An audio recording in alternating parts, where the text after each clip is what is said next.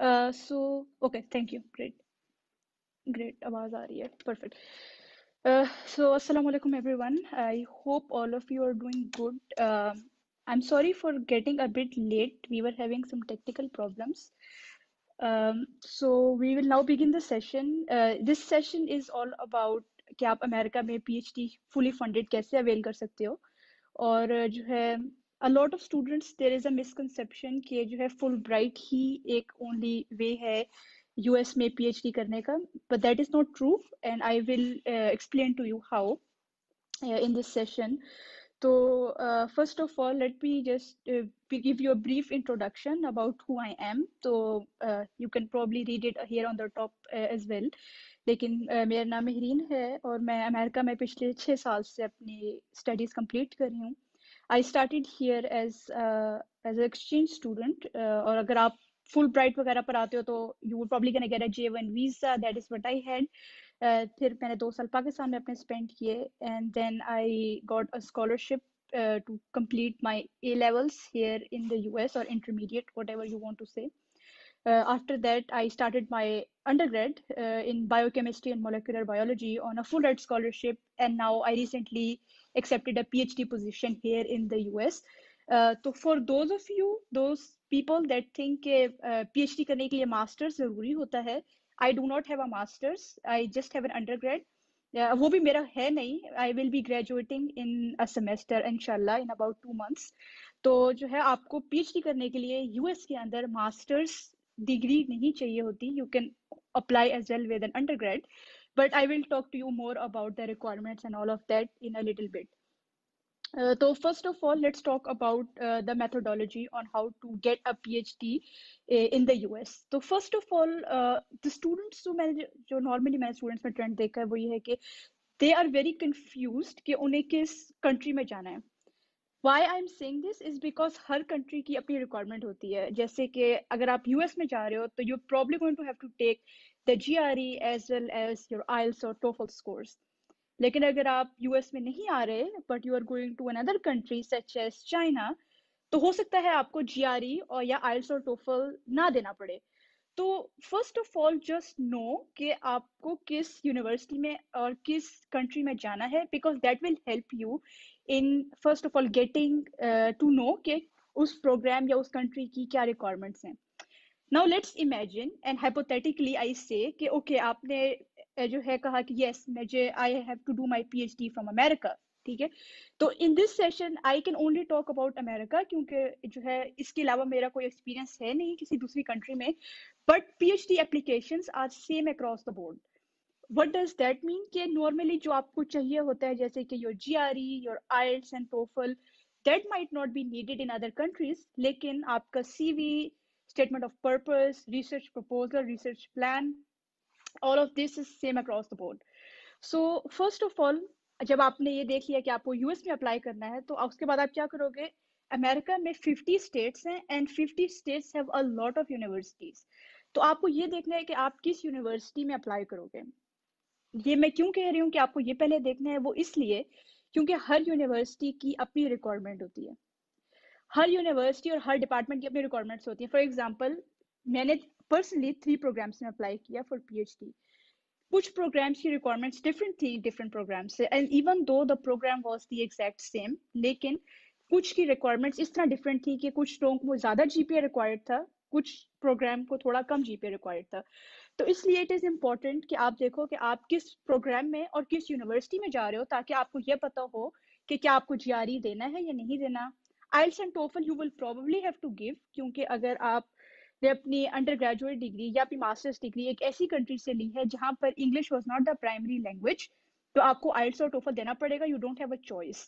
GRE is sort of like अगर आप engineering field में हो या आप बायोकेमिस्ट्री में हो जस्ट लाइक आई एम, तो आपको GRE देना पड़ेगा. Even then you have to check कुछ यूनिवर्सिटीज में रिक्वायर्ड है, कुछ यूनिवर्सिटीज में रिक्वायर्ड नहीं है.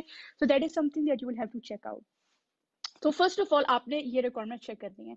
आपने देख लिया जीआरई की जरूरत है नहीं है, आइल्स टोफल आपको देना है, letter of motivation, statement of purpose, all of these things, your CV is all prepared. तो now you are ready to start hunting कि आपने प्रोफेसर्स को कैसे अप्रोच करना है. सो अब आप प्रोफेसर को कैसे अप्रोच करोगे? अब आपको पता चल गया है कि आप इस यूनिवर्सिटी में अप्लाई करना चाहते हो, आपने डिपार्टमेंटल रिक्वायरमेंट्स भी देख ली हैं, आपने ग्रेजुएट स्कूल रिक्वायरमेंट्स भी देख ली हैं। इट इज़ वेरी इंपॉर्टेंट कि आप दोनों रिक्वायरमेंट्स देखो, क्योंकि ग्रेजुएट स्कूल की रिक्वायरमेंट्स जो होती हैं वो थोड़ी कम होती हैं आपके डिपार्टमेंटल रिक्वायरमेंट से। जैसे कि ग्रेजुएट स्कूल का मतलब होता है कि एक ग्रेजुएट स्कूल में मे बी 300 ग्रेजुएट प्रोग्राम्स हैं। उन 300 प्रोग्राम्स के अपने अपने डिपार्टमेंट्स होते हैं, जैसे केमिस्ट्री का डिपार्टमेंट होता है, लाइफ साइंसेज का डिपार्टमेंट होता है। उन डिपार्टमेंट्स के अंदर उनकी डिफरेंट रिक्वायरमेंट्स होती हैं, तो आपने वो रिक्वायरमेंट्स चेक कर ली। जब आपने वो रिक्वायरमेंट्स अपनी चेक कर ली, so what you are going to do next is कि you have to find out कि आप किस प्रोफेसर को अप्रोच करोगे। Now people believe and that is correct कि अमेरिका में आपको पीएचडी में अप्लाई करने के लिए प्रोफेसर की कंसेंट की जरूरत नहीं होती, यानी कि ऐसा नहीं है कि आपको अगर प्रोफेसर आपको एक्सेप्ट नहीं करेगा तो आप पीएचडी में अप्लाई नहीं कर सकते, आप कर सकते हो, लेकिन आपके chances of selection is going to be dramatically reduced. And why am I saying that is because कि अगर आपके पास प्रोफेसर की एक्सेप्टेंस नहीं है तो दे डू नॉट अंडरस्टैंड कि आपका और प्रोग्राम का फिट क्या है, जो कि I will talk in a little bit. लेकिन just to give you just a brief introduction के जो है, इवन दो अमेरिका में आपको एक पीएचडी या अपनी पीएचडी करने के लिए एक प्रोफेसर की जो है कंसेंट की जरूरत नहीं है, जरूरी नहीं है कि एक प्रोफेसर आपको अपनी लैब में एक्सेप्ट करे। Even then it is very important कि आप प्रोफेसर्स को अप्रोच करो, क्योंकि अगर आप नहीं करोगे तो आप अप्लाई तो कर सकते हो, लेकिन आपकी एक्सेप्टेंस, आप एक्सेप्ट होगे, that's not, probably the chances are very slim. They're still there, but they're very slim. तो इसलिए now the next step is कि you have to contact the professor. अब आप प्रोफेसर को कैसे कांटेक्ट करोगे? There is a lot of debate around students के हम एक ही ईमेल सारे प्रोफेसर्स को लिखते हैं या हम डिफरेंट ईमेल्स लिखें डिफरेंट प्रोफेसर्स को। As a PhD student myself, I am giving you the best advice here. And I can tell you कि अगर आप एक ही ईमेल सारे प्रोफेसर्स को लिखोगे तो आपको प्रोफेसर्स की तरफ से कोई रिस्पॉन्स नहीं आएगा, क्योंकि अगर आप एक ही डिपार्टमेंट में 15 प्रोफेसर हैं, फॉर एग्जाम्पल मेरे डिपार्टमेंट में 15 प्रोफेसर हैं, उनमें से one of them is my PhD advisor and two of them are my co advisers.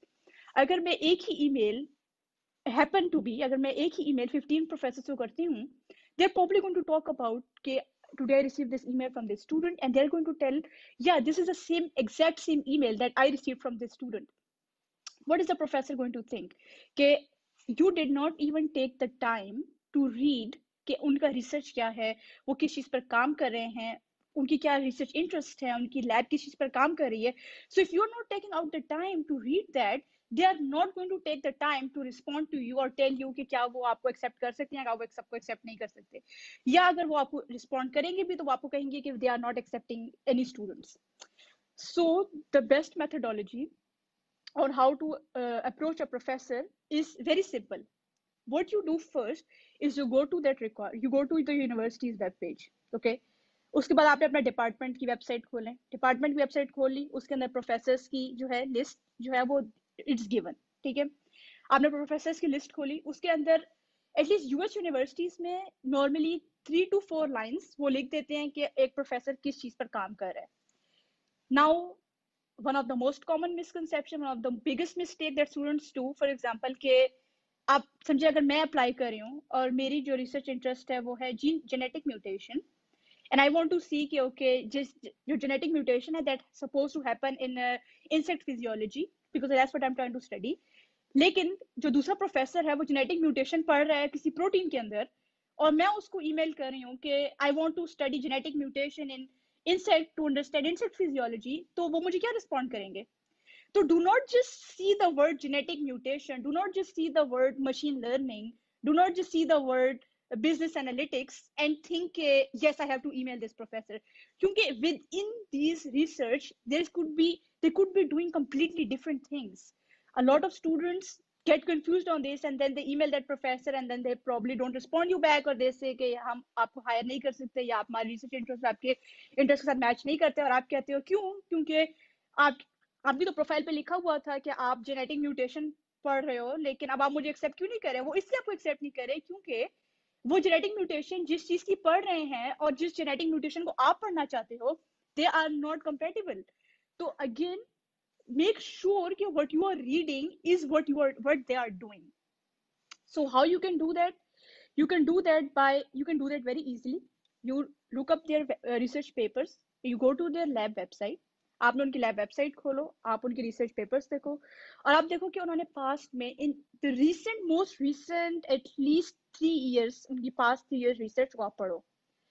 I know it is a time taking process, इसमें टाइम लगता है, इट्स डिफिकल्ट, इट्स टीडियस, लेकिन अगर आप इतनी थोड़ी सी जो है इनकन्वीनियंस बेयर नहीं करना चाहते, तो आई वुड थिंक कि आप पीएचडी करना चाहते हो कि नहीं. क्योंकि अगर आप इतनी थोड़ी सी, अगर आप कह रहे हो कि नहीं ये तो बहुत ज्यादा काम है, मैं अगर एक प्रोफेसर मुझे रिस्पॉन्स नहीं किया तो I just wasted all of my time, it's just a waste of my time. अगर आपको, if this is what you believe, तो I would really encourage you to think कि क्या आप पीएचडी भी करना चाहते हो कि नहीं. क्योंकि PhD is a huge commitment. उसमें आपको टीचिंग भी करनी होगी, उसमें आपको पढ़ाना भी होगा, ग्रेडिंग भी करनी होगी, अपनी रिसर्च भी करनी होगी, प्रोफेसर की रिसर्च भी करनी होगी. So if you're just like so occupied and you cannot manage and you cannot multitask, I would highly recommend कि आप ये सोचो कि क्या आप वाकई में पीएचडी करना चाहते हो या नहीं करना चाहते. Now, अगेन आप प्रोफेसर्स की रिसर्च पढ़ो, आप देखो कि वो क्या रिसर्च कर रहे हैं, वो किस चीज पर काम कर रहे हैं, उनके रिसर्च पेपर्स को एनालाइज करो. I am not going to tell के रिसर्च पेपर को कैसे एनालाइज करते हैं, because that's a whole different thing. I am sure everybody here probably knows. लेकिन as you are analysing the paper, make sure you are taking good notes. क्योंकि after you read 6-7 papers, you're probably going to be all confused and it's going to be a haphazard in your head. तो it is important कि आप उनके research papers को पढ़ो, उनको analyse करो, take good notes and try to see and make connection कि उनकी लैब में जो फ्यूचर प्रोजेक्ट्स हैं वो उनके पास प्रोजेक्ट्स को कैसे कनेक्ट करें. उनकी लैब वेबसाइट पर जाओ और उनको ये चेक करो कि उनके पास कोई नए ग्रांट्स हैं, क्या उन्होंने कोई नया ग्रांट विन किया है, क्या उन्होंने किसी ग्रांट के लिए अप्लाई किया हुआ है.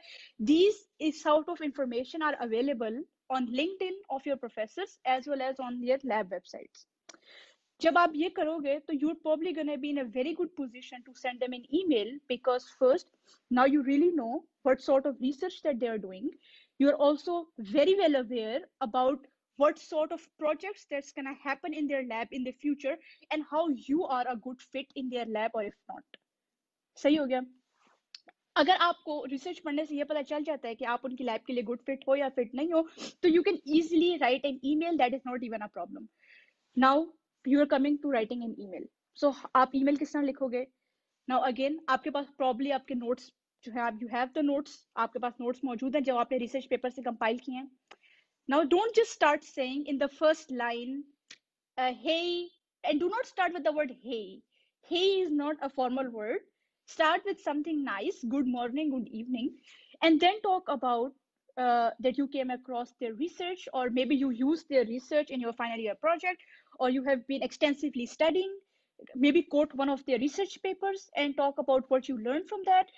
Also talk about कि आपने उनकी लैब को विजिट किया और आपने उनके रिसर्च पेपर्स को पढ़ा एंड यू फाउंड आउट कि उनके रिसर्च इंटरेस्ट आपके रिसर्च इंटरेस्ट के साथ किस तरह मैच करते हैं, आप किस तरीके से उनकी लैब के अंदर एक गुड फिट हो, आपको क्यों लगता है कि आप उनकी लैब में क्यों गुड फिट हो, और most importantly after trying to convince कि आप कैसे गुड फिट हो उनकी लैब में, also try to explain to them कि आप what do you bring to the table, कि आप क्या कौन से एक्सपीरियंस आप लेकर आ रहे हो अपने साथ. when you do that, also make sure you attach your CV ताकि वो देख सकें कि आपकी क्या रिसर्च एक्सपीरियंस है, आपने क्या किया है and all of that. Once that email is prepared, do not forget to put your your subject line. A lot of students forget that because they are so occupied in writing an email. So put a good subject line, interest in research lab or a prospective PhD student, whatever you are applying for, and send the email to the professor. अब ऐसा नहीं होगा कि आपने जैसे ही उन्हें email किया कल वो आपको जो है रिस्पॉन्ड कर देंगे और कहेंगे ओ हमें तो आपकी तलाश थी, कहाँ थे आप इतने अरसे से. Of course that's not what they're gonna tell you. They're probably gonna either tell you कि yes we want to do an interview with you just to get the feel कि if you are a good fit, or they're probably going to tell you sorry we do not have a research position available. Now, if they tell you the second thing, that is, we do not have a research position available, do not just imagine, oh, I just wasted all of my time, मैंने इतनी मेहनत की, मैंने उनके research papers को पढ़ा, and now it's all a waste of time, I just wasted everything. That is not correct, क्योंकि आपने जो उस रिसर्च पेपर से गेन किया है, समटाइम्स वही प्रोफेसर्स के साथ डिफरेंट प्रोफेसर्स कोलैबोरेटेड होते हैं, क्योंकि अगर आप रिसर्च पेपर्स देखो तो it is not publish by just one professor, it's publish by 6 or 7 different authors. तो maybe one of the professor that you're going to apply next is one of the authors of the research paper, who knows. And now you have a greater and deeper understanding of the material, of the subject matter, और आप बेहतर तरीके से एक second email को भी design कर सकते हो. अगर आपको वो रिस्पॉन्ड नहीं करते and it's been a week, तो it is a good gesture to follow up with them. Sometimes, at least when I was applying, उस वक्त कोविड के इश्यूज चल रहे थे, एवरीबडी वाज ऑनलाइन, तो आई am sure professors were getting tons of emails. तो send them a good follow up. Don't just say, hey, I sent you an email 2 days ago or a week ago, you didn't respond, I want funding. uh, do not say these kind of things. They are very rude and they just don't sound very nice either. So send them a follow up, a nice follow up, and ask them, uh, recently you shared a CV with them, if there is anything else that you can do to facilitate the connection further. I can guarantee you, and literally I can guarantee you, कि अगर आप इस step को follow करते हो तो 100% आपको professor की तरफ से एटलीस्ट किसी ना किसी फॉर्म में रिस्पॉन्स आएगा. और बेशक अगर वो आपको कहते हैं कि हम इस वक्त हायर नहीं कर रहे, they will probably refer you to somebody else that is in their own field. लेकिन अगर आप फर्स्ट स्टेप को ही में ही फेल हो रहे हो, आप फर्स्ट स्टेप में ही जो है they are like, oh my God, like I don't think this is the kind of person कि हम उसको अपनी लैब में भी रखें, then it's a time to change the way of how you are approaching the professors. So now हमने discuss कर लिया कि how you email the professor, और ईमेल करते वक्त आपको किन किन चीज़ों का ध्यान रखना होता है. नाउ जब आप ईमेल आपने कर दी, प्रोफेसर का रिस्पॉन्स आ गया, there's probably also, if it is a if they have a position available, वो आपसे probably कहेंगे कि let's schedule an interview. उस इंटरव्यू के अच्छा होने का मतलब ये नहीं होता गाइस कि आपकी सिलेक्शन हो गई है यूएस में. May be it happens in other countries, not in America. America में अगर आपके पास, अगर प्रोफेसर को आप अच्छे लगे भी हो, तो आपके जो है वो एक्सेप्टेंस चांसेस हैव इंक्रीज्ड. लेकिन यू देयर एक्सेप्टेंस, एक प्रोफेसर की एक्सेप्टेंस डजंट मीन कि you are accepted to the programme.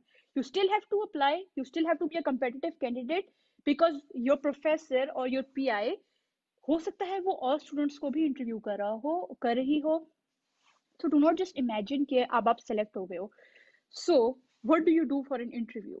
Now, for if you are taking an interview with a professor, with a research professor, make sure कि आपने अपने CV में झूठ ना कुछ लिखा हुआ हो, या अगर आप लिखना चाहते हो तो just let me tell you कि आप उसको रिमूव कर दो. क्योंकि when my professor asked me कि she wanted to do an interview with me, तो क्या हुआ कि they wanted to know everything, all of the research that I did, how I did it, why I did it, my research methods, my research interest, my research that I did in my undergrad, why I did something, how I did something, my result analysis. Literally that was a 2.5 hour interview. और उस interview में they asked me every single thing that was written in my CV. तो अगर मैंने भी अपने CV में बहुत सारा झूठ लिखा हुआ होता, या वो बातें लिखी हुई होती जो कि I am not able to do या आई कैन नॉट अकॉम्प्लिश, तो मेरा रिसर्च, मेरा जो इंटरव्यू था, that would have probably gone bad. So my interview with the professor lasted for about an hour and a half itself, and then they started talking to me about the university and other things in general. So again, अगर आप अपने interview में, अगर आपको किसी professor ने interview के लिए बुलाया है, that is just one on one between you and the professor, make sure कि आप अपने जो स्टेटमेंट, अगर आपने अपना क्या नाम है, आपका रिसर्च प्रपोजल है, मेक श्योर कि आप उसको दोबारा पढ़ लो. क्योंकि अगर आप 5 साल से रिसर्च कर रहे हो, आई डोंट नो आपका क्या रिसर्च एक्सपीरियंस है, आप 6 साल से रिसर्च कर रहे हो, आई डोंट नो, और वो आपसे कोई ऐसा सवाल पूछते हैं जो आपने शुरू में first year of your research में आपने फॉर एग्जांपल एक फोटोकेमिकल सेल डिजाइन किया था, but now you don't really remember the minute details of that, लेकिन they want to know something very critical, minute about it, तो you're probably not going to know that. तो it is very important कि आप अपने जो है वापस जाओ, read your papers again, read what you sent to the professor, अपनी ईमेल दोबारा खोल के पढ़ो, अपनी ईमेल में पढ़ो आपने प्रोफेसर को क्या लिखा था, अपने पेपर्स को दोबारा पढ़ो, अपनी रिसर्च इंटरेस्ट को दोबारा पढ़ो, प्रपोजल को दोबारा समझो और फिर इंटरव्यू में जाओ. Then you can probably crack your interview with your professor. Once you are done with your interview, of course they cannot accept you. No professor can just accept you in the US unless some excruciating circumstances are there that are just completely different, like agar aapne Nobel Prize liya hua and something like that, then maybe yes, they can accept you. But professors are usually not going to just accept you in the US, so they are probably going to tell you to apply to the program. Now, with you having a thumbs up from your professor, you have a slightly greater chance of standing out among the applicants. Again, do not think कि उस interview का मतलब है कि आपकी selection हो गई है. You still have a lot of steps to accomplish. Now, when you are going to apply to the program, because you're probably going to fill out an application, and that application is going to require a GRE scores, IELTS or TOEFL, statement of purpose, and CV. I will talk about GRE in a little bit on how to crack the GRE, but for now, let's talk about the statement of purpose. Because now you are now applying to the program, आपने अपना interview कर लिया, email भी कर ली, professor से बात भी हो गई, they are willing to supervise you, but they are telling you to apply to the department. So now what you have to do is you have to apply to the program. So what are you going to do now? Statement of purpose, students take it, I don't know, so lightly, or they think statement of purpose शायद बस ऐसी ही कोई चीज है क्योंकि मेरा CV जो है उस पे लिखा हुआ है कि मैं 7 साल से रिसर्च कर रहा हूँ या कर रही हूँ, तो मे बी जो है I already have an acceptance. No, that is not correct. Literally, I'm telling you this a real fact. I have another friend जिसने मेरे साथ मेरे ही PhD प्रोग्राम में अप्लाई किया था, and she had 2 years of more research experience than I did. मेरा 4 साल का research experience है. I think she had like maybe 6 years. और उनके पास एक different professors से recommendations भी थी. She was a very strong candidate. लेकिन statement of purpose was not carefully drafted. Do not imagine, do not assume कि professor को या आपकी एडमिशंस कमेटी को पता है कि आप किस किस्म के स्टूडेंट हो. When you are applying for PhD programs, think of yourself as a commodity and think of the graduate committee as a buyer. When you go, अगर आप मार्केट पे जाते हो, राइट, जब आप मार्केट में जाते हो तो आपके पास डिफरेंट ऑप्शंस होते हैं. फॉर एग्जांपल आप कोई भी चीज, फॉर एग्जांपल आप एक लैपटॉप खरीद रहे हो, लेट्स इमेजिन. अब आपके पास डिफरेंट ऑप्शंस हैं, डिफरेंट लैपटॉप्स अवेलेबल हैं, तो आप करते क्या हो जब आप लैपटॉप खरीदते हो? तो आप प्रॉब्लम की स्पेक्स पढ़ते हो. अच्छा, ये लैपटॉप में ये विंडोज है, उसमें वो विंडोज है, इसकी ये रैम है, उसका ये हार्ड डिस्क है, इसकी ये SSD है, व्हाटएवर.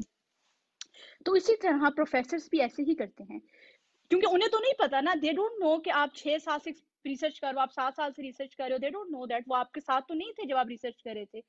सो आपकी स्टेटमेंट ऑफ पर्पस उन्हें बताएगी कि आप कितने क्वालिफाइड हो. तो अगर आप अपनी स्टेटमेंट ऑफ पर्पस को पुअरली तरीके से डिजाइन करोगे, उसमें फुल ऑफ ग्रामर एरर्स हैं. स्टूडेंट्स को मैंने बहुत सारी स्टेटमेंट ऑफ पर्पस स्टूडेंट्स की मैंने जो है करेक्ट की हैं. And the biggest thing I see कि स्टूडेंट स्टार्ट करते हैं अपनी statement of purpose, ever since I was a child. Stop this, really stop doing this. अब तो बल्कि ग्रेजुएट प्रोग्राम से लिखना भी शुरू कर दिया है कि भाइयों प्लीज मत लिखा करो ever since I was a child. When you were a child that time is gone, गुजर चुका है वो अच्छा वाला time. Just grow from it. ठीक है? Do not say ever since I was a child. Don't do that, because if you're going to do that, they're probably not even going to read your statement of purpose. Do not say my name is this and that, because your name is written literally on the top. So don't start with that either. Do not say I am a mechanical engineer or I am a biochemist. They don't care. Really, they don't care. Start with something with a catcher that is an attention grabber, that immediately says that is the person. उनके पास इतना वक्त नहीं है कि आपकी 6 सफ़ों की statement of purpose, आपको लगता है मेरी statement of purpose was about 3.5 pages, but I highly doubt कि ग्रेजुएट एडमिशंस कमेटी के पास इतना टाइम होता है कि वो बैठ के 4 सफ़े पढ़ें और ये देखें कि उन्होंने उस स्टूडेंट को एक्सेप्ट करना है या नहीं. In the first few lines, maybe 6 or 7 lines, they are going to make a decision on कि उन्होंने आपकी स्टेटमेंट ऑफ पर्पस आगे पढ़नी है या उन्होंने आपकी स्टेटमेंट ऑफ पर्पस आगे नहीं पढ़नी. तो अगर आप शुरू में ही ग्रामर एरर्स की भरमार है आपकी स्टेटमेंट ऑफ पर्पस में, और आप शुरू में ही कोई ऐसी बात लिख रहे हो जो कि जस्ट रिडिकुलस है, और बेशक आगे जाकर आपने बहुत अच्छा लिखा हुआ है, बेशक आपने आगे जाके अपनी रिसर्च को डिफाइन भी किया हुआ है, आपको किसी किस्म की सक्सेस नहीं होगी उसमें, एंड बिलीव मी अनफॉर्चुनेटली आपको नहीं होगी। मैंने देखा है स्टूडेंट्स के पास 7 साल का रिसर्च एक्सपीरियंस होता है, उन्हें सक्सेस नहीं होती। And I when I ask them कि what's wrong, they send me their statement of purpose and I look at it and I know कि उन्हें क्यों सक्सेस नहीं हुई। एंड आई टेल देम कि you are a great researcher, so you have not been rejected because you are a bad researcher.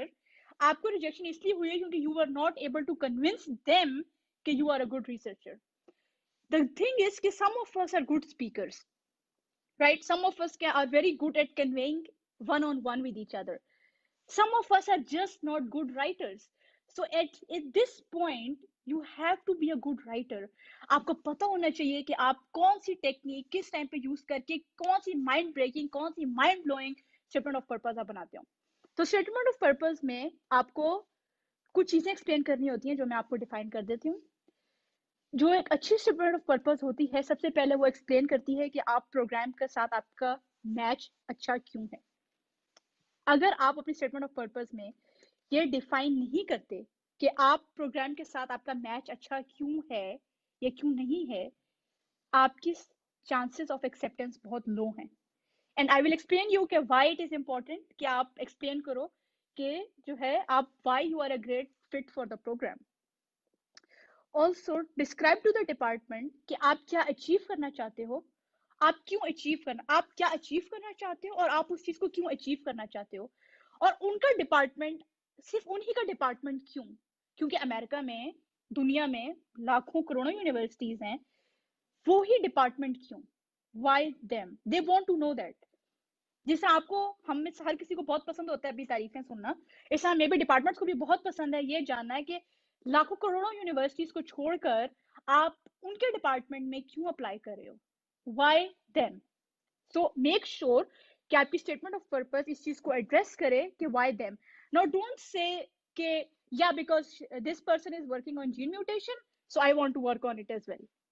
That's not the right reasons. Talk to them, explain to them, motivate them, convince them. You are sort of like a lawyer.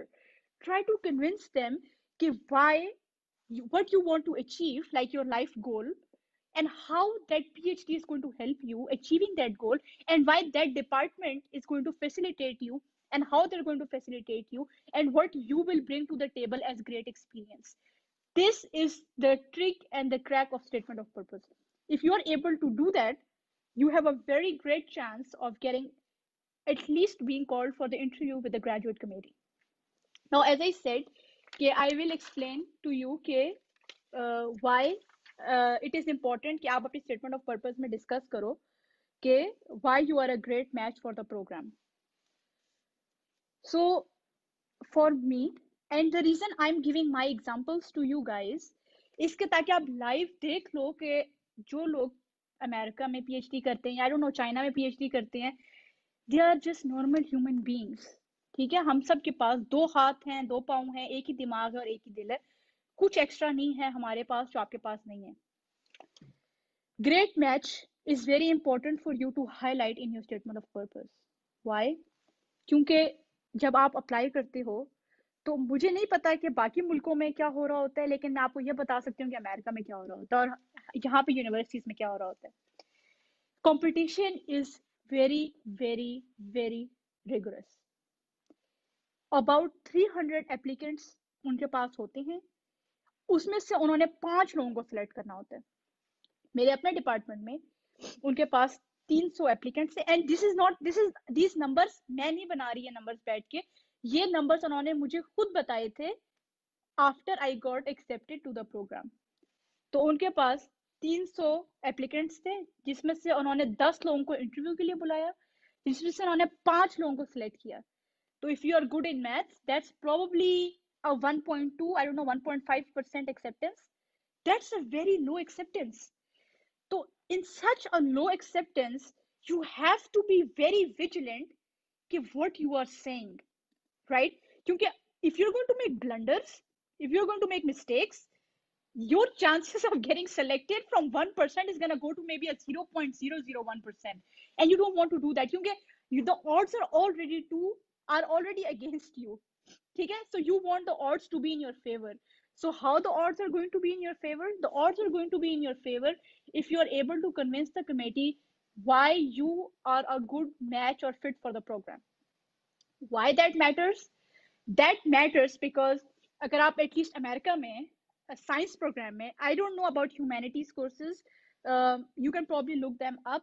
मेरी concentration जो है has always been biochemistry and science and engineering and STEM. तो जो है I am not sure about humanities, लेकिन in science programmes से मैं आपको बता देती हूँ कि पीएचडी यूजुअली आपकी फुली फंडेड ही होगी. So you will probably get a full tuition. On top of that, you're going to be appointed as a graduate teaching assistant as well as a research assistant. Or if your profile is very exceptional, they may give you a fellowship that is completely dependent on the department. So when they are giving you so much, that's an investment of $55,000 a year on a PhD student. Universities हर साल एक student पर $55,000 खर्च करती हैं, जो कि तकरीबन 85 या 90 लाख रुपए पाकिस्तानी करेंसी में बन जाता है. तो वो ये पैसे आप पे मुफ्त में खर्च नहीं करना चाहते, सही है. वो चाहते हैं कि आप जब उनकी यूनिवर्सिटी में आओ तो you are completely prepared to do the research and get publish and do great things, सही है. तो अगर आप उनके पीएचडी प्रोग्राम में आते हो, आप उनके प्रोग्राम में आए और आप फॉर एग्जांपल आपको प्रोग्राम में आगे पता चला कि नहीं यार, I don't think I'm a great match for this program. What's gonna happen? You're gonna continue to rotate in the department. कभी आप एक प्रोफेसर के पास जाओगे, कभी आप दूसरे के पास जाओगे, कभी आप तीसरे के पास जाओगे, सिर्फ ये देखने के लिए कि आप कौन सा कोई ऐसा प्रोफेसर हो जिसके साथ मैं रिसर्च कर सकूं.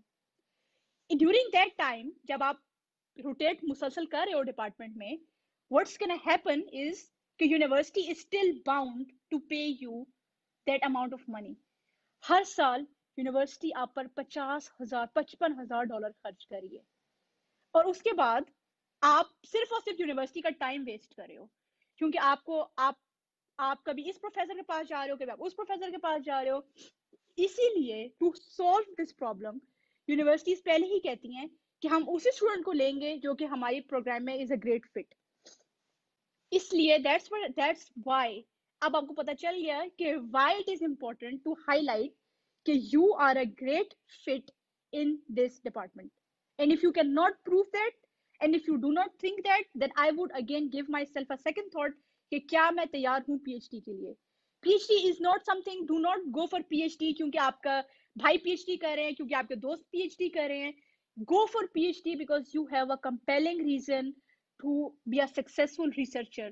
Do not go for PhD because या मैं मुफ्त में पढ़ लूंगा अमेरिका में, अमेरिका का लफ्ज भी लग जाएगा, मैं थोड़ी सी बड़कियां मार लूंगा या थोड़ी सी बड़कियां मार लूंगी कि मैं अमेरिका में पढ़ती हूँ.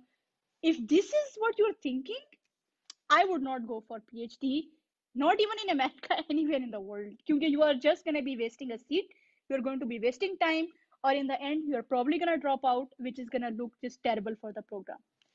So this is why it is important कि आप इन अपनी statement of purpose में explain करो कि why you are a great match for the program. Secondly, what is more important is कि आप अपनी past research experience को अपनी statement of purpose में explain करो.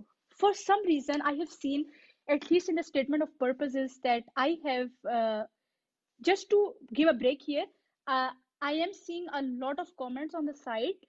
I will take the questions, but let me finish this session and I will take all of the questions in the end. So just hold on to your questions for a little bit. I will answer them, but let me just get through this session and then we will get back to your questions. So let's get back to the statement of purpose again. So in your statement of purpose, at least the statement of purposes that I have seen, for some reason, students don't talk about their research. All they talk about is in one line. Oh, I did this or I did that. Yeah, जो लोग, there's two type of people, at least in the statement of purpose that I have seen. One, that are not gonna talk about their research at all. For some reason, I don't know, या उन्हें समझ नहीं आई होती कि उन्होंने research में क्या किया है, so they don't want to talk about it. या two, वो लोग जो अपनी statement of purpose में अपनी research का procedure लिख देते हैं. It is not a procedure. Nobody is asking you for a procedure. अगर उन्हें प्रोसीजर ही पढ़ना हो तो वो जाके किसी अच्छी बुक को कंसल्ट कर सकते हैं. उन्हें हमारी स्टेटमेंट ऑफ पर्पस पढ़ने की जरूरत नहीं है जिसमें हंड्रेड्स ऑफ एरर्स भी हैं. ठीक है. So do not just copy paste the procedure, your procedure, and just think, oh, now I have discussed my research. No, analyze. Again, I'm using the word analyze. Analyze your research. Talk about what you did in your research, what you accomplished, what you learned, why you did it, and how you did it. How you did it is important, but why you did it and what you accomplished is a lot more important.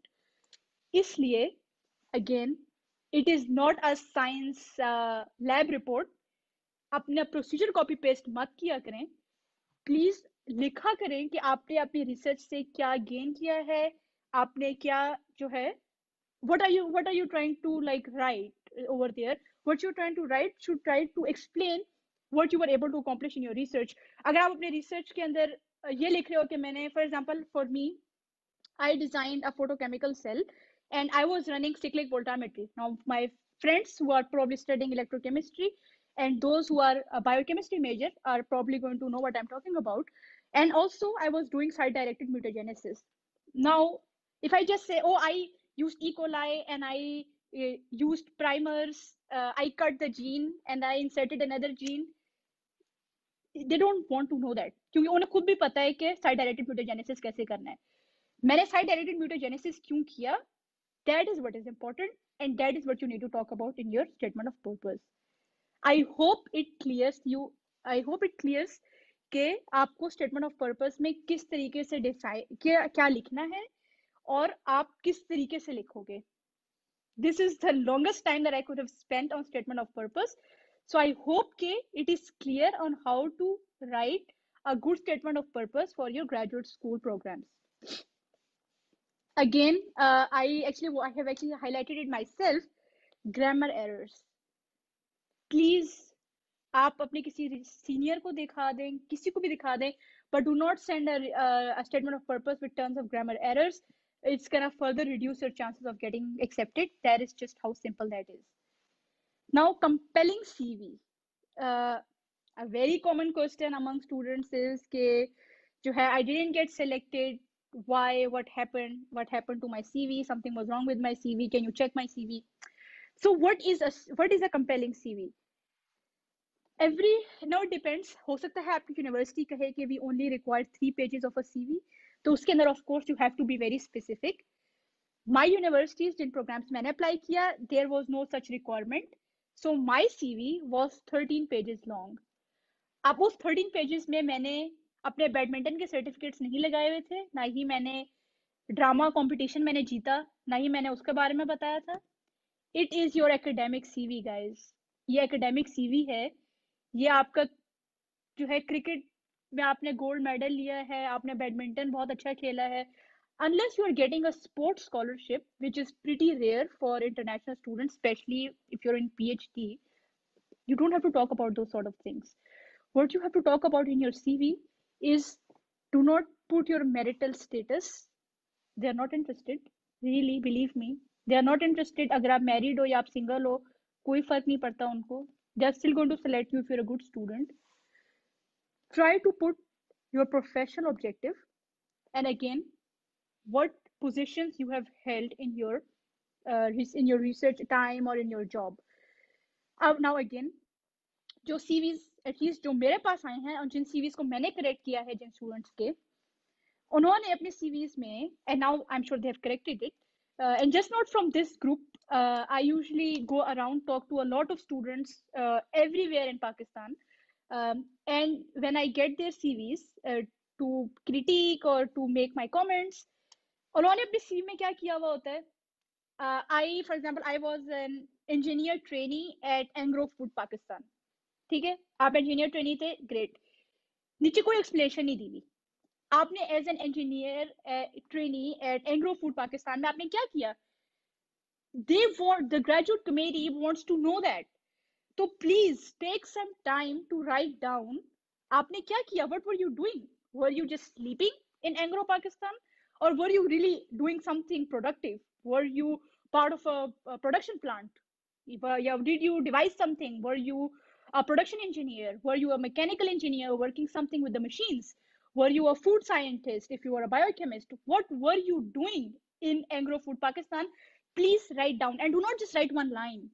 I'm talking to you about at least write 5, 6, 7 bullet points के आपने क्या किया है agro food Pakistan में. Again, if you are not going to write it or if you are not going to talk about कि आपने क्या किया है, they are not going to accept you, क्योंकि उनको वही नहीं आती कि अगर आप एंग्लो पाकिस्तान में थे. फर्स्ट ऑफ ऑल उन्हें ये भी नहीं पता होगा कि एंग्लो पाकिस्तान है क्या, उन्हें ये भी नहीं पता होगा कि फौजी सीमेंट है क्या.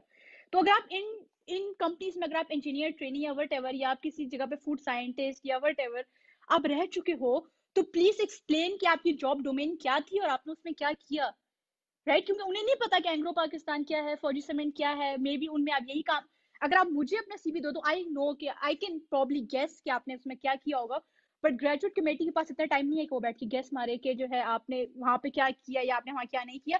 तो please write down in a good coherent paragraphs और इन बुलेट पॉइंट्स कि आपने वहां पर क्या किया and what you achieved and how you did and what you did. Make sure it's elaborative enough ताकि ये पता चल जाए उनको कि आप क्या रिसर्च एक्सपीरियंस टेबल पर लेकर आ रहे हो.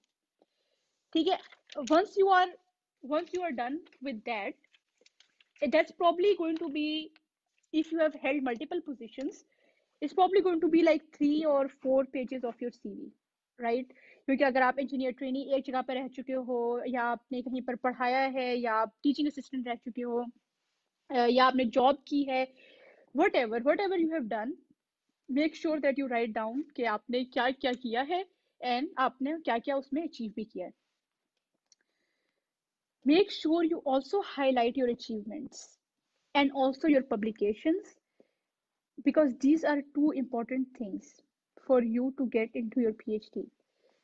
Again, accomplishments में झूठ मत बोलें, अपनी CV पर झूठ मत बोलें, क्योंकि ग्रेजुएट कमेटी हैज बीन, जो लोग ग्रेजुएट कमेटी में बैठे हुए हैं, they have been professors for 20+ years, और उन्हें बहुत अच्छे तरीके से पता है कि कौन झूठ बोल रहा है, कौन किसमें जितना टैलेंट है, या कौन सिर्फ एवं ही कह रहा है कि उसमें इतना टैलेंट है. सही है?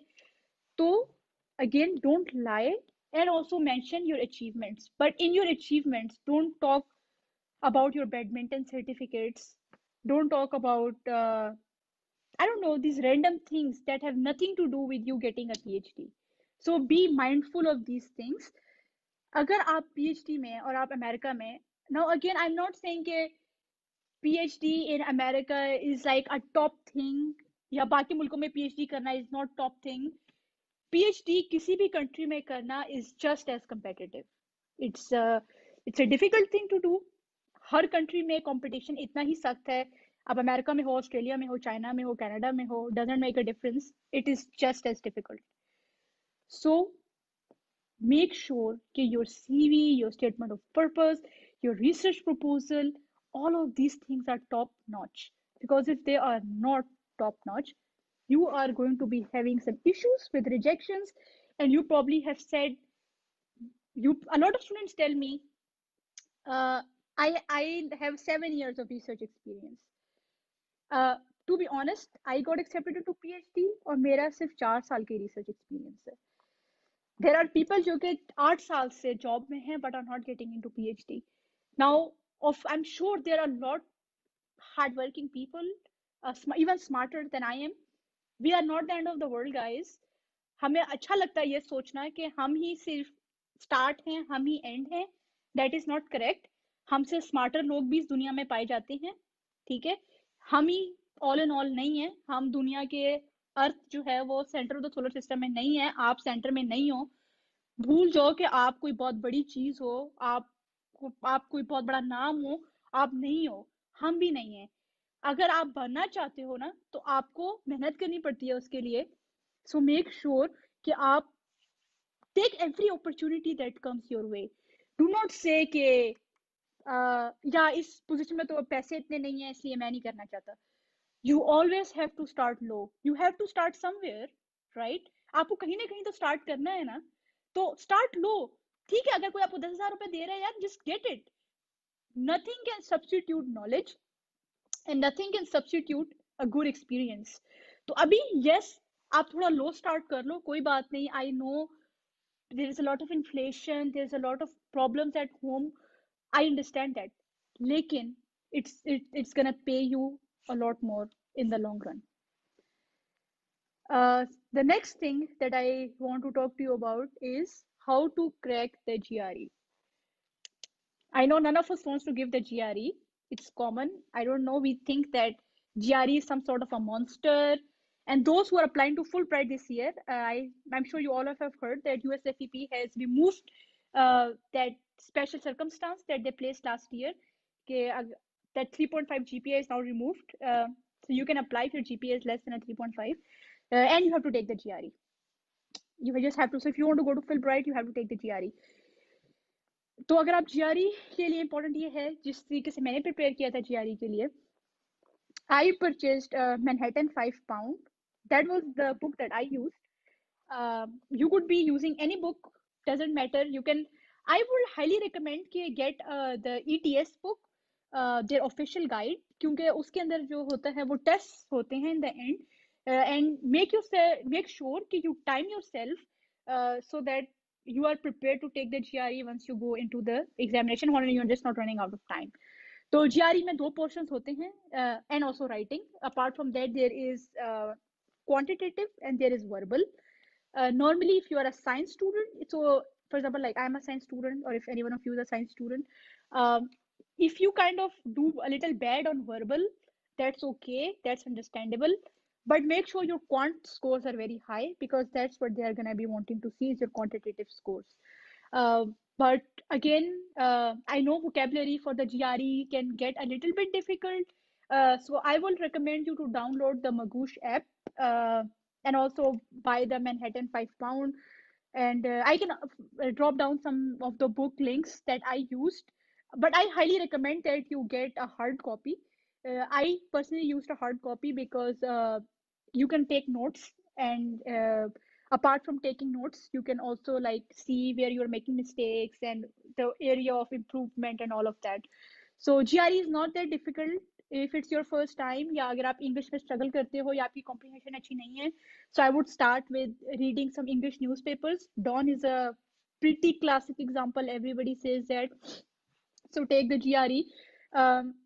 For May, your GRE scores are valid for 5 years. So even if you, so I would start a bit early. Do not just start taking the GRE the year you are applying, because that's not going to be very good. So make sure कि आपके GRE scores जब आप GRE दो तो at least maybe start 2 years in advance. वो तो वैसे भी 5 साल के लिए valid ही होते हैं. So in this way you can take it a few more times अगर आप struggle कर रहे हो first time में ही उसे crack करने में. So this is kind of my tip for you for the GRE, but again every student is different. हर किसी की इंग्लिश का जो लेवल होता है वो डिफरेंट होता है. कुछ लोग क्वांटिटेटिव में बहुत स्ट्रांग होते हैं, कुछ लोग वर्बल में बहुत स्ट्रांग होते हैं. सो जस्ट डिपेंड्स कि आपका जो है वो what is your strong point, and then you work on the thing that is not your strong point. For example, for me my quant was pretty good. I did not have problems with my quant, but I did have a little bit of problem because verbal is a bit tedious. So you can easily crack that if you can just know some unique words and make sure कि आप उन words को अपनी everyday life में भी use करो, and you are just going to be fine with the GRE. It's not that difficult, believe me. Sometimes you may have to take it a few more times, but you're going to be okay. Letters of recommendation. I don't know कि जो है पाकिस्तान में किस तरीके से होता है letter of recommendations. I know कुछ लोग कह रहे होते हैं कि उनके प्रोफेसर्स उन्हें कहते हैं कि आप लेटर ऑफ रिकमेंडेशन खुद लिख लें, हम सबमिट कर देंगे. At least in the US universities आपके प्रोफेसर को एक लिंक जाता है. तो अब वो टाइम खत्म हो गया है कि जब लेटर ऑफ रिकमेंडेशन पेपर्स पे लिखे जाते थे एंड ऑल ऑफ दैट. अब लेटर ऑफ रिकमेंडेशन आप अपने प्रोफेसर की ईमेल बताते हो और यूनिवर्सिटी डायरेक्टली उनको लिंक सेंड कर देती है. Most of the time professors आपको कहते हैं कि you are not allowed to see what they wrote, so they are more easy in talking about if you are a good fit or not. So letters of recommendation are extremely important. I would talk to my professors at least 7 or 8 months in advance and then remind them as it gets closer कि yes, I will be submitting my you will be probably be getting a link to submit my letter of recommendation. do not tell your professors to check your letter of recommendation or write you one 6 days before your application is due. They're not going to do that. They're busy people. So do not do that. Letters of recommendations are very important, and they're probably not going to write you one, and you're probably just going to be wasting a good opportunity. So make sure you tell them months in advance. I would at least tell them months in advance. That's how I did it. I told my professors 7 months in advance that, hey, I will be applying to PhD programs. Of course, don't use the word hey. I'm just saying just say कि जो है you're going to be applying to the PhD programs, and you'll probably be needing a letter of recommendation from them. Do not take your letters of recommendation from people that were your teachers in high school. That's not good. Your letter of recommendation should be somebody जो कि आपका research supervisor रह चुका हो, जिसके अंदर आप job कर रहे हो, या somebody who can attest to your research skills. Somebody that is very much in the either is in the academia or is in the same research that you are going to be working on. That's the good letter of recommendation. So, and also talk to your recommenders. Maybe give them as your CV. That's what I did. I gave my professors my CV. One of my recommenders was actually my research supervisor, and under him I published my paper, and also he was the one under whom I submitted my thesis. So of course he was one of the professors, and then one of the people that I asked for recommendation was the dean of the department. I don't know if your dean of the department will write you one, but if they were one time your professor or you did really good in their class and they can attest to your research skills, I would ask them for a letter of recommendation. But make sure that you are asking them ahead of time and not just last moment. The last thing that I want to talk about, and after that I will wrap the session because I've been talking for an hour, and I also want to take the questions. Here, I'm sure they're piling up.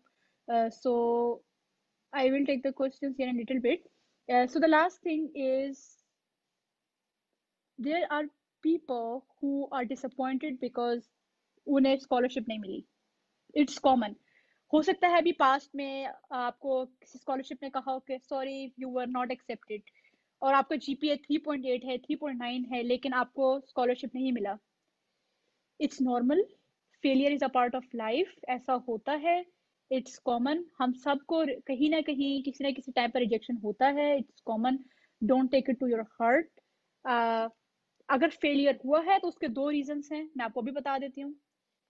पहला, उसमें आपका कसूर नहीं था. दूसरा, उसमें आपकी statement of purpose, आपकी सीवी और आपकी ग्रामर का कसूर था. पहला आपका कसूर इसलिए नहीं था क्योंकि हो सकता है कि आपने जिस साल अप्लाई किया हो उस साल बहुत सारे एप्लीकेंट्स हों, too many students were very and highly qualified, you were one of them, and maybe they just had to reject you because they found somebody slightly better than you. Other times you were rejected because you had a bad statement of purpose and not a good CV. It is very difficult for me to tell somebody that your statement of purpose is bad, because your criticism should always be constructive. Okay, and this is the thing I want you guys to know on this group as well. A lot of people think they are not getting a lot of success in this group. They have been members for 6 7, I don't know, 5 years, I don't know, और उन्हें लगता है कि वो इस group में कहीं नहीं, because they are just not aware. They don't know how to apply for scholarships and all of that. हमारा सबसे बड़ा प्रॉब्लम ये है, and I am sure you will agree with me in here, कि हम लोग चाहते हैं कि कोई हमारा ए टू जी सारा काम हमें कर दे. कोई बाहर हमारे दरवाजे पर आए, नॉक करे, कहे मेहरीन ये आपकी स्कॉलरशिप हमने आपके लिए रखी हुई थी, हम बस इंतज़ार कर रहे थे कि आप अपना बीएस कंप्लीट कर लें तो हम आपको ये स्कॉलरशिप दें. जीआरई की कोई ज़रूरत नहीं है, बिल्कुल ज़रूरत नहीं है आपको. आप इतनी यूनिक पर्सनैलिटी हैं कि आपको जीआरई की भी ज़रूरत नहीं है, आपको आइल्स और टोफल की तो बिल्कुल ज़रूरत नहीं है. लैंग्वेज तो आपने इन्वेंट की थी. ऐसा नहीं, आई विश कि ऐसा होता होता, बट ऐसा नहीं होता. अनफॉर्चुनेटली ऐसा रियल वर्ल्ड में ऐसा नहीं होता. आपको मेहनत करनी पड़ती है, आपको खुद सब कुछ करना पड़ता है.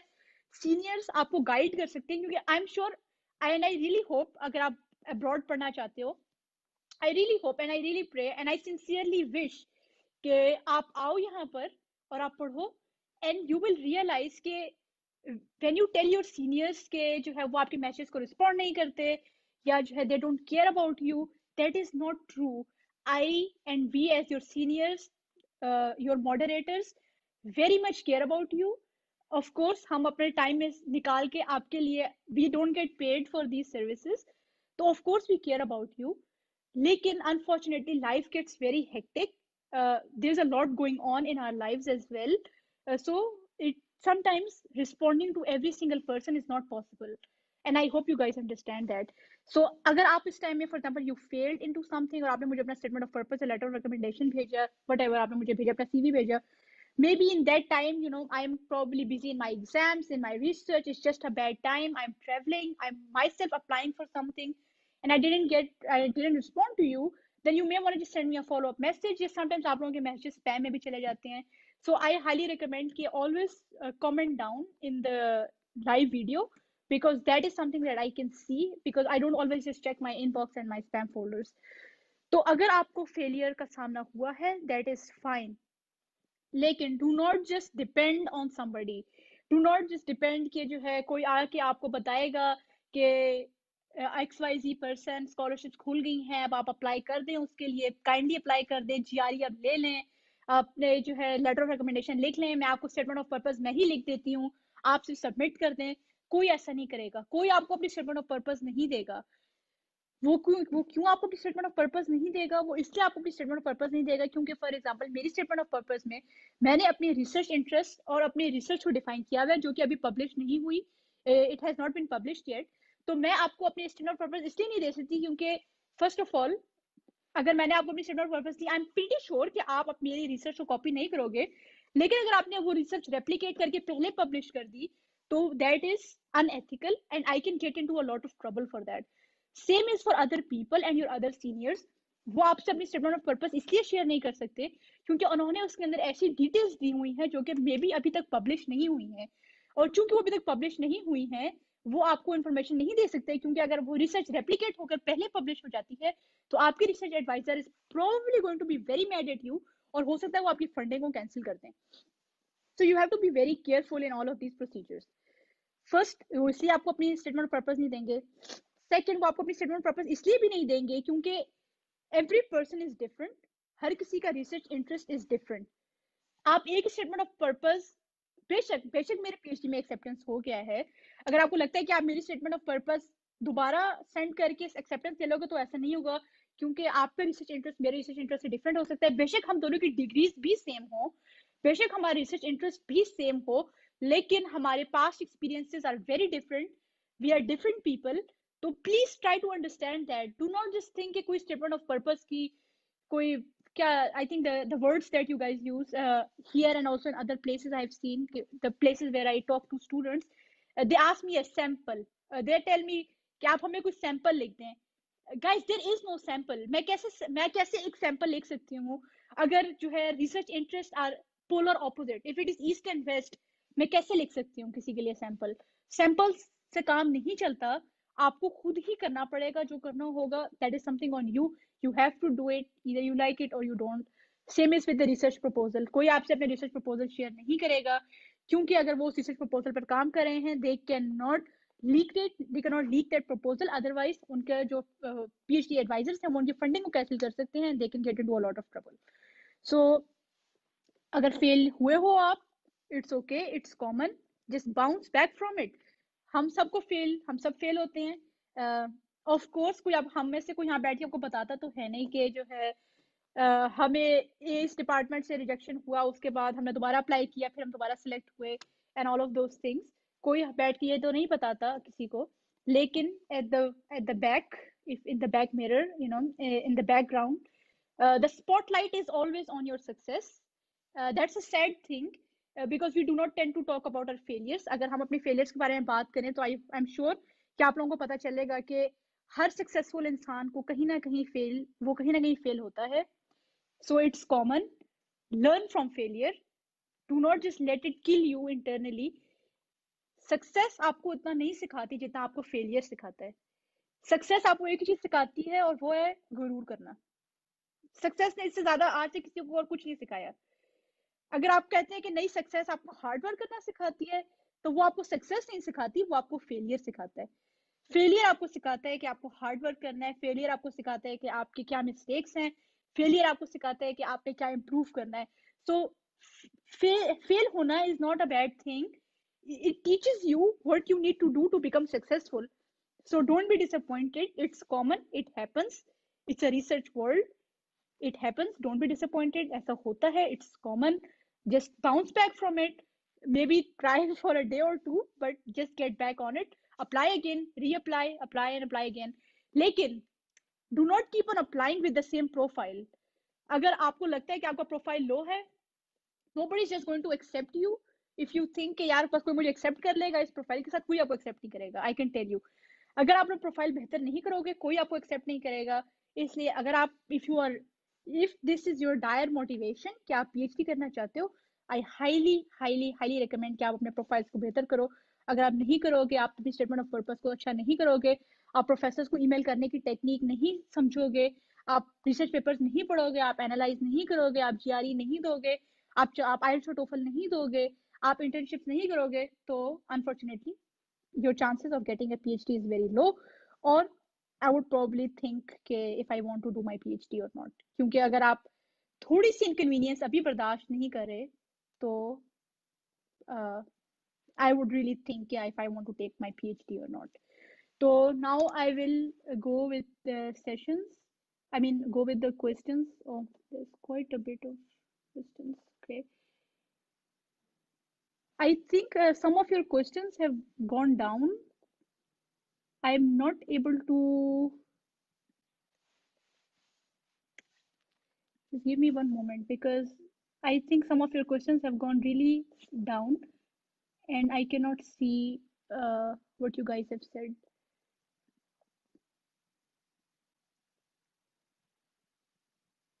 Okay. If you could please write down your questions again, because for some reason I cannot access your comments for some reason, because some of them have gone pretty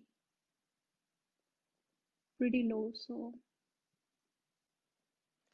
okay, let me see the comments that I can. How to get MS scholarship in economics? Haris Ali कह रहे हैं. I again just go and apply to the programs. I'm not an economics student, so of course I cannot just tell you. You probably have to give your GMAT if you want to go for your for economics. So make sure that again everything that I just said, re-listen to the session.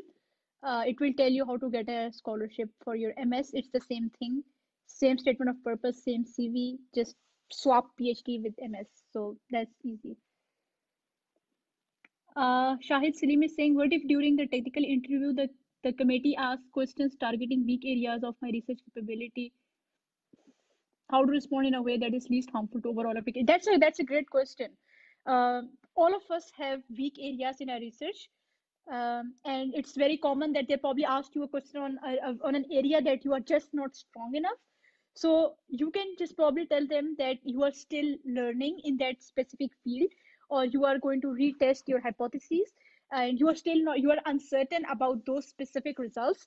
But since that has been a minute section of your research, so that is not something very compelling, because you will not be using that specific part of research in your research here. So just cover that in a way that is compelling, just like I just said. कि जो है, tell them that either you're going to retest it and you are not very sure about what the results said, or that you will not be using that specifics of that research in the research that you're applying for right now. For example, if you are like a biochemist and you ran a water treatment thing and you are not doing the water treatment in your biochemistry and you are kind of shaky on that, just say that, oh, that is something that I am not entirely sure upon, because we have not retested our hypothesis, our results were uncertain, and we will probably be redoing the work, and I can definitely chat with you more about it once my results and my data is certain. So Abdul Rauf Padaich is I passed my MPhil chemistry from BZU. Please guide me about PhD chemistry. Just re-listen to the session again. It's going to tell you how to get the scholarship for PhD. because this is what the session has been about. It has been about how to get a PhD. So re-listen to the session if you join in late, and it's going to explain you how to get a PhD. Can I get admission at US University? My CGPA is 3.8 out of 4.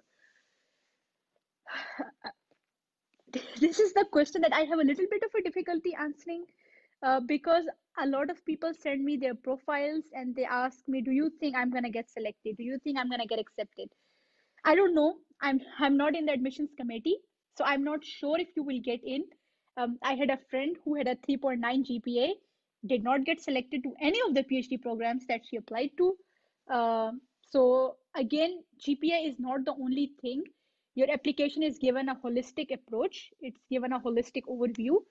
Holistic means कि वो overall आपकी application को देखते हैं. They don't just see कि इस बंदे का GPA बहुत बुरा है तो rejected. They're probably gonna check क्या इसका research experience अच्छा है, क्या इसका GRE scores अच्छे हैं, research में उन्होंने क्या achieve किया है, what has been the prime research experience that they have received. So it's just not the GPA, it's everything. Amir Hamza, I'm sure you can get the admission, but make sure that your other things are also very strong, like your statement of purpose and your CV that we just discussed. So admissions are competitive, and I'm sure you are very smart if you have a 3.8 GPA. But make sure that you are also able to convey that to your admissions committee.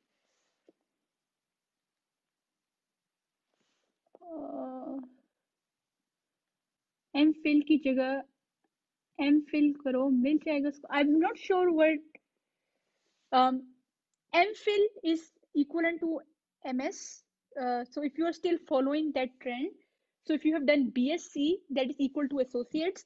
If you have done MSc, that is equal to BS. If you have done MPhil, that is equal to MS. So don't go by MPhil and all of that. Just know that your BS is gonna be the 4 years, and then your MS is gonna be 6. So if that constitutes up to 6 years, then you are okay. If not, then you probably have to finish up to become equivalent to masters and then apply for PhD. But again, you don't have to have a master's to apply for PhD. You can just as much apply with your undergrad. How to avail Fulbright scholarship? I am not a Fulbright student. I'm sure they are going to have a lot of sessions here on from the speakers who are Fulbright. I can just tell you that the reason I did not apply to Fulbright was because of the J1 visa restriction. That is that you have to go back home for 2 years, and since I already did that, I did not want to do that again. The process is the exact same. You can go to the USFEP website, and it has all the information on the Fulbright. The process, you can still use this video. You have to submit your statement of purpose, your GRE scores, your letter of motivation, and your transcripts, which is the exact same in this video. So please re-listen to this video, and it's going to guide you a lot. Doctor of veterinary medicine. I don't have any research background, but I'm still trying to hunt the research scholarship.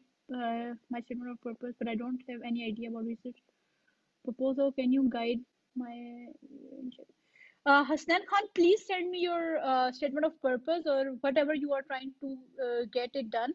Just know that I'm a bit busy in the next few weeks, so I might not be able to get back to you like immediately. But do send me, and I will make my suggestions if needed, and I will get back to you. That's not a problem.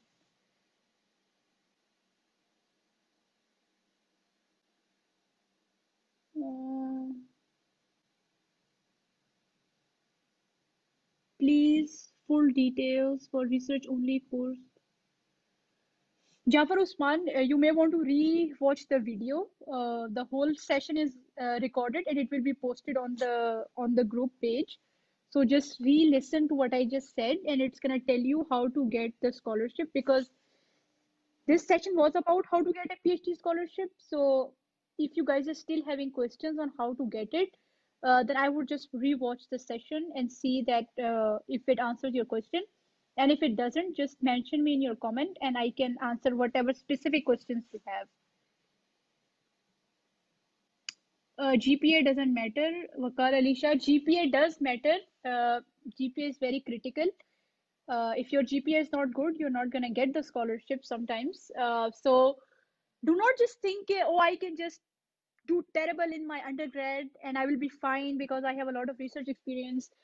You might be, but you don't want to be one of those people. For example, अगर मैंने apply किया और आपने भी apply किया और हम दोनों का 5 साल का रिसर्च एक्सपीरियंस है, आपका जीपीए 3.8 है, मेरा 2.5 है, तो किसको स्कॉलरशिप मिलेगा? हम दोनों का रिसर्च एक्सपीरियंस तो एक ही जितना है ना, तो ऑफ कोर्स जीपीए वाले को मिलेगा या जीआरई वाले को मिलेगा. तो डोंट जस्ट थिंक कि कोई एक चीज बहुत इंपॉर्टेंट है. अगर वो आपसे आपका जीपीए मांग रहे हैं तो आई am sure it's important, right? वरना अगर इतना ही अनइम्पोर्टेंट होता तो वो आपसे मांगते ही ना. वो कहते हैं जीपीए तो इम्पोर्टेंट ही नहीं है, जरूरत ही नहीं है ट्रांसक्रिप्ट भेजने की. या वो कहते ही ना कि जो है जीपीए 3.5 होना चाहिए या जीपीए 3.6 होना चाहिए. वो आपसे बस कहते हैं यार रिसर्च एक्सपीरियंस दो एंड दैट्स इट. तो जीपीए इज इम्पोर्टेंट, बट अगर लो है तो it's not a big deal. You can always substitute it with other things. Also talk about the scholarships for USA. This session was actually about for the USA. So you may want to re-listen to the session.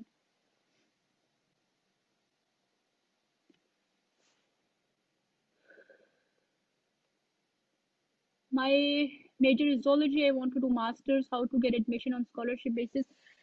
I think they are just repetitive questions at this point. You can just re-listen to the session because I have talked about how you can get scholarships.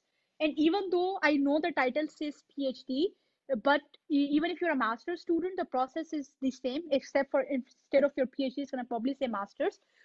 But one thing that important that I can tell you here is that unfortunately, in a lot of universities, masters is not fully funded.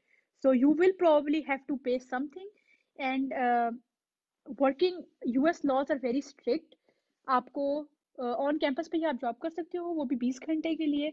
और जो है rent is very expensive. Out of state international tuition is about 30-40,000 dollars a semester, जो कि impossible है देना अगर आपके पास जो है स्कॉलरशिप्स नहीं है. सो if you get a full-fledged scholarship for masters, I would go for that, or hunt for departmental scholarships. But without having scholarships, studying in US can get very difficult because the cost of living is very high here.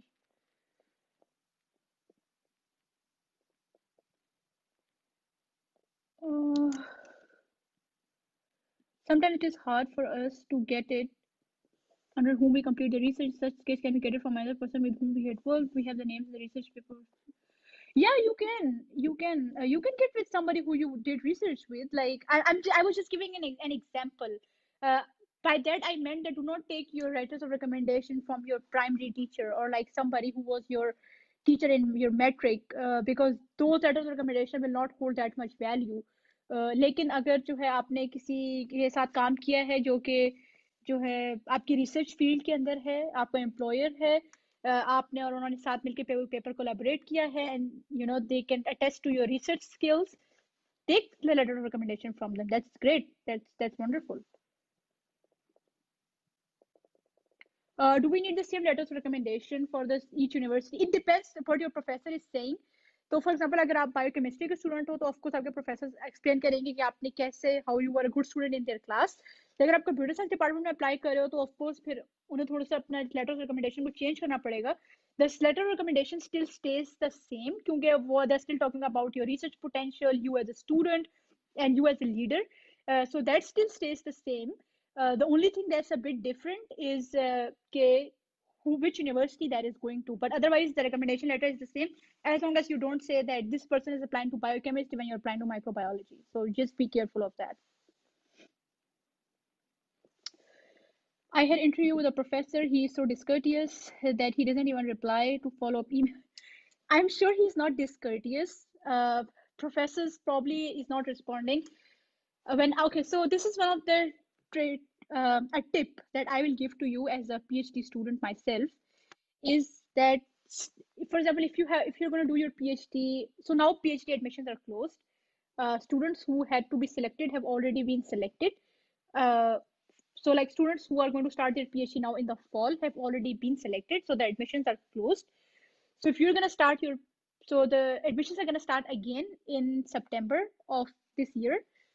So if you're going to apply for September for this year, you may want to start emailing the professors right now don't get too close, because then everybody's applying to them, and then they may not be available for an interview, or they might be just too busy.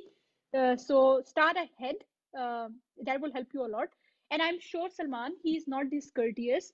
It is just that they're getting thousands of emails from students, और उनके लिए respond करना is a bit difficult. हो सकता है आपकी email spam में चली गई हो, या हो सकता है उनके पास जगह ही ना हो student को, they're just not responding you. Just email somebody else.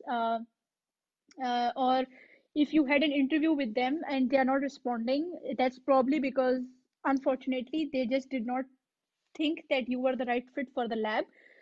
So I would just move on and find somebody else. But don't say anything rude to him, because he's still in that department. And if you are emailing somebody else in that department and you are rude to this professor, then they are probably going to talk about it, and your chances of getting selected is going to be low. And also, one of the things is, do not ever be rude to anybody in academia. The world is very small. You may get rude to somebody, and then you might see them somewhere someday in the same field as you are. So you don't want to come across rude or disrespectful, because academic world is very small. And just continue to be courteous. Which scholarships are available in USA? How should we find it? It depends. What do you mean by what scholarship? So like the umbrella scholarships such as Fulbright, SUSY, yes, these are some of the most common scholarships. Uh, Apart from that, you personally apply for PhD programs using this session that I just talked about. So please re-listen to the session, and you can see how you can find that. Fulbright ka procedure, again, I'm not a Fulbright student. I'm sure they will arrange somebody here who can talk to you about Fulbright. But and I don't want to talk about something that that I did not avail. So I am a PhD student, but I am not a Fulbright student. So but you can visit the USFEP website. I can probably drop the link here so you guys can see what is the procedure. What is the procedure and eligibility for MS scholarships in abroad? Uh, Procedure is the same, but it depends what do you mean by abroad, because हो सकता है कि this is one of the things you guys have to be a bit careful about कि आप किस university की बात कर रहे हो. And this is one of the things I also want to talk about कि जब आप questions अपने post करते हो and you just say, is there somebody from I don't know, from China, is somebody from CSC scholarship, is there somebody from who, is there a senior who is doing their PhD in US? Please be specific, so your questions can get addressed, and your concerns can get addressed. The eligibility is just the same: a good GPA, good GRE scores, a good statement of purpose, good research proposal, a compelling CV, a good letters of recommendation, and some internships, of course. So this is the main things that you should that they look at. And you should be looking out for the programs that you want to apply to, be visiting those programs, and see if you fit in that, if those requirements, whatever they ask, and you are fulfilling those requirements. Is it acceptable to change field in PhD? uh it depends. For example, like if you did your PhD, for example, you did your BS or your MS in computer science, but now you want to study your BS and MS in economics, unless it has to do something with like information technology and how it impacts businesses, then yes, you can change it. But a completely polar opposite is not going to be helpful, because if all you did your entire life is economics, and now you want to study biochemistry or environmental biochemistry, they're probably going to ask you, do you know how to run an LDH assay? Do you know how to design primers? Do you know how to run an RT-PCR? I'm sure my friends who are in molecular biology already know these terms. How to run an NMR? Can you interpret an NMR? Can you run a distillation? So these things, then you're probably not going to know because you never did them.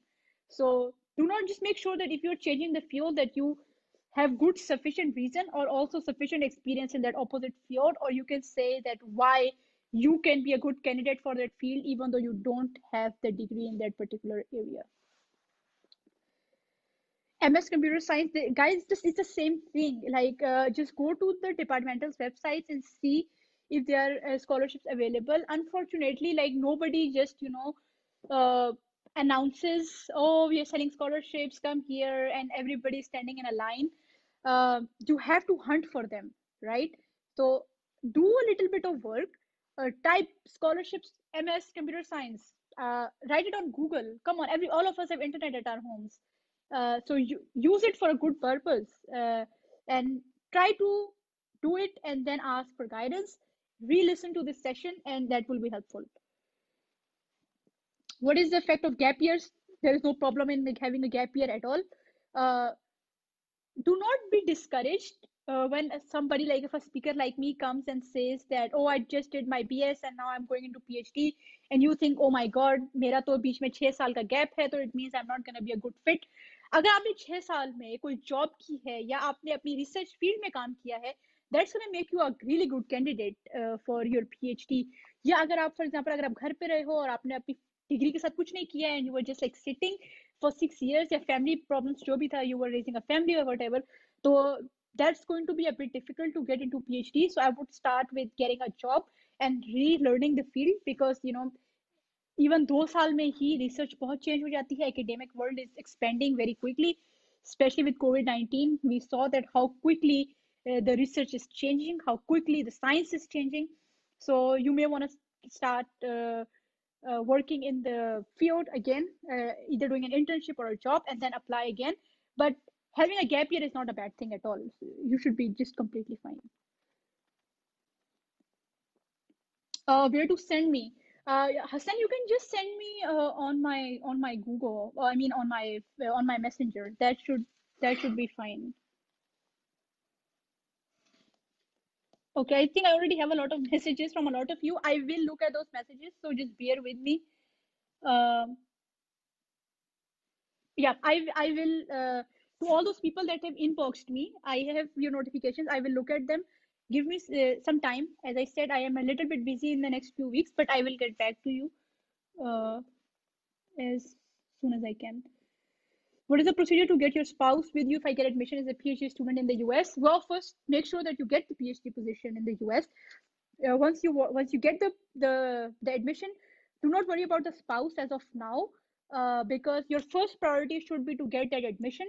And once you are admitted, then the university can help you understand the procedure for how to get your spouse to the US. But do not worry about that first. Worry about getting accepted to the PhD program. Uh, I did my MPhil in coal technology. Can I have PhD in USA?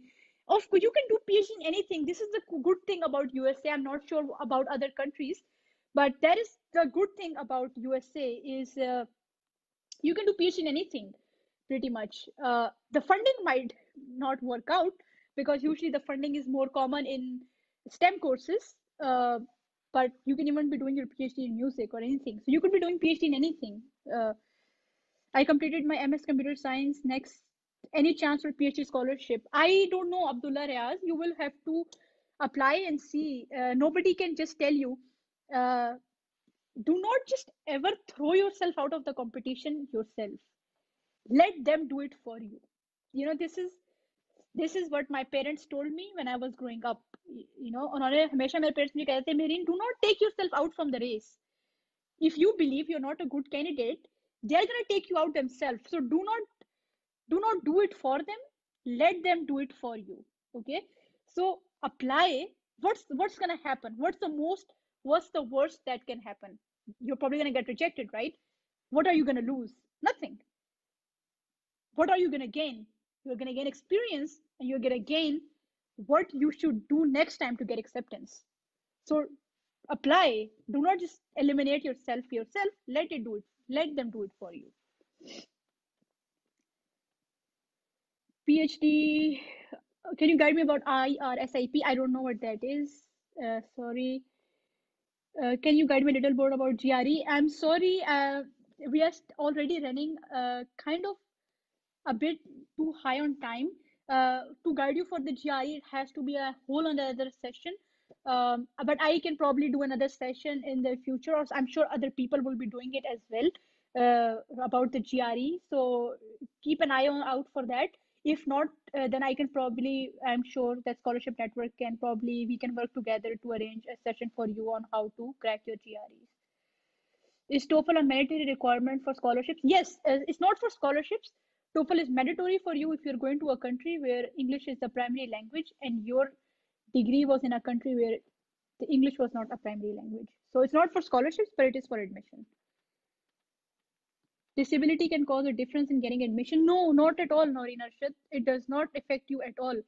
Disability has nothing to do with you not getting admission. As long as you are completely able to carry out the tasks, you and I'm not sure. I'm sure you know more what sort of disability there is. But really, disability has nothing to do with you not getting accepted to a PhD program.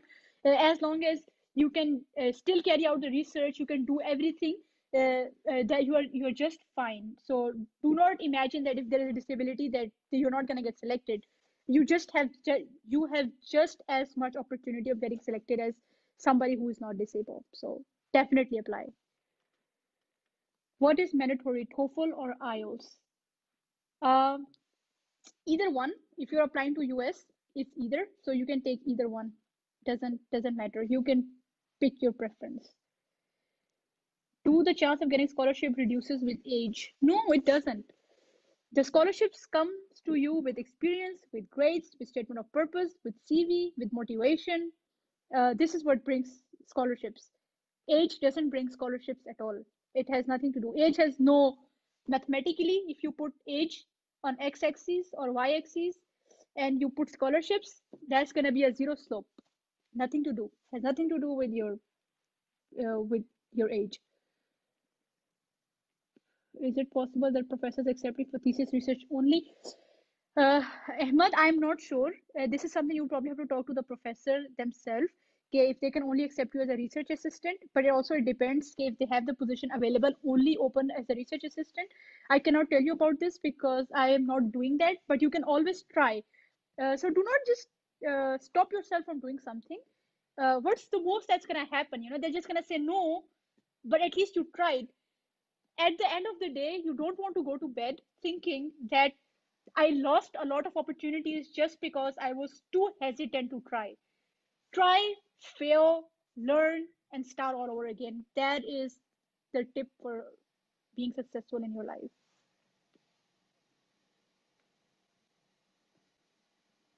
क्या GRE की जगह IELTS acceptable हो?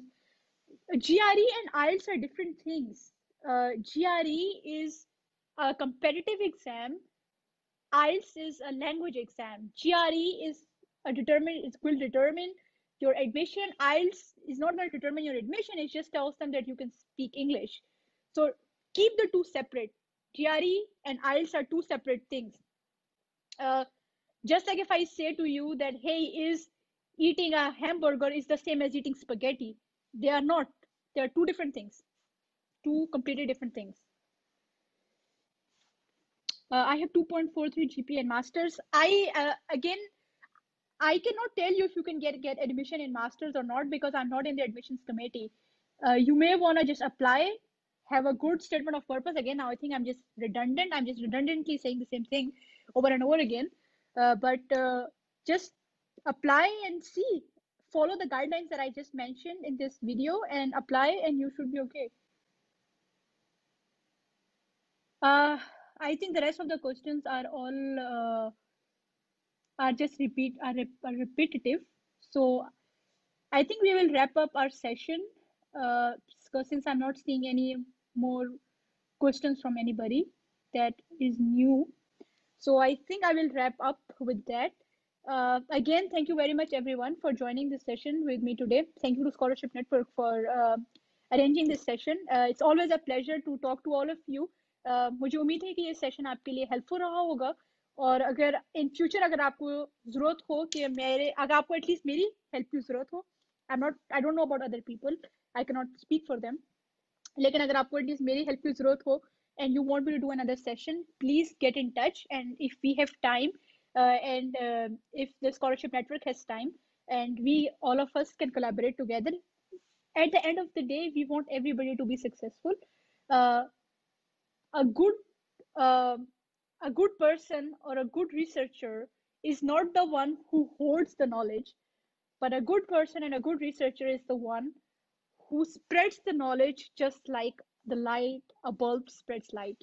So that is what we are, and we will always do whatever it takes to help you guys out and just help you as much as we can. So in the end, I will finish on a very favorite quote of mine, and I want you to really think about it. Uh, if you have not paid attention in this whole session, please pay attention to this quote. Really, if you have not paid attention at all, I really want you to listen to this quote. The quote is, and the person who said it says, and I've used it a lot of times. I'm sure one day you will probably just remember me from that quote. And the quote goes as, this is, and I quote, that this is my bit of reality, says the artist. Draw any lessons from it if you like. I have given you my understanding of things. If there is any lessons in it, it's yours to draw, not mine to preach. So I have given you my understanding of things. I have taught you what I knew the best. If there is any lessons in it, it's for you to probably extract. It's definitely not for me to preach.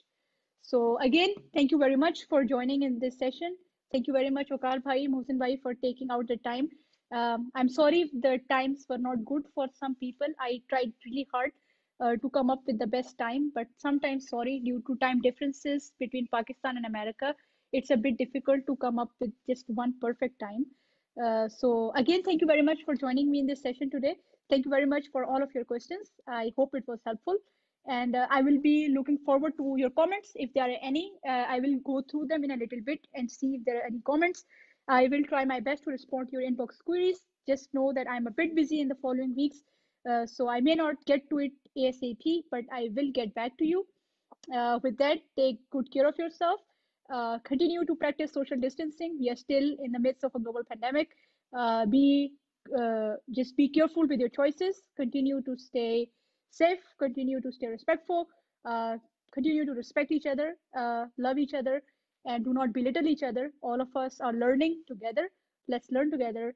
Let's grow together, and let's be good global citizens of the world. Let's be good global citizens of our country. Let's be good people to each other. Uh, if you ever need any sort of help from me, you can probably reach me through my Facebook. It's already there. It's Marine Tahir. You can reach me there, and I will see you guys there. And take care of yourself. And Allah Hafiz.